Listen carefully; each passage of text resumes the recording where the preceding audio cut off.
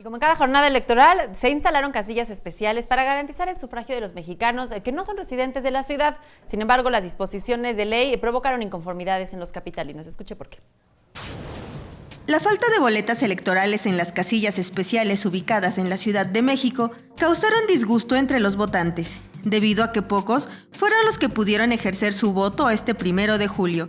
En delegaciones como Gustavo Amadero, Azcapotzalco, Coyoacán, Tlalpan, Benito Juárez y Cuauhtémoc, miles de personas se quedaron sin poder ejercer su voto por falta de boletas electorales.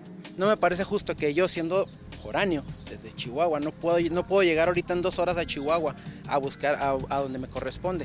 Vengo aquí, me dicen que no hay porque gente que le corresponde y que tiene su derecho cívico, yo me imagino, de ir a donde le corresponde a votar, venga y se meta aquí y me robe mi derecho a votar. Vengo con credencial de Querétaro y veo que no hay boletas ya.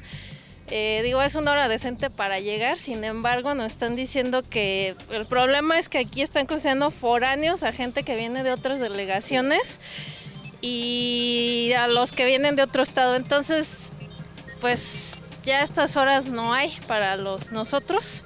En la Ciudad de México se instalaron 22 casillas especiales en las 16 delegaciones, distribuidas entre hospitales, el Aeropuerto Internacional de la Ciudad de México, escuelas y bibliotecas. Estas casillas contaron únicamente con 750 boletas, las cuales fueron insuficientes para las personas.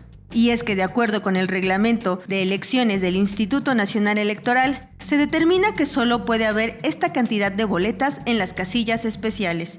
Con imágenes de Liber Rodríguez, Mariana Sánchez, 21 Noticias.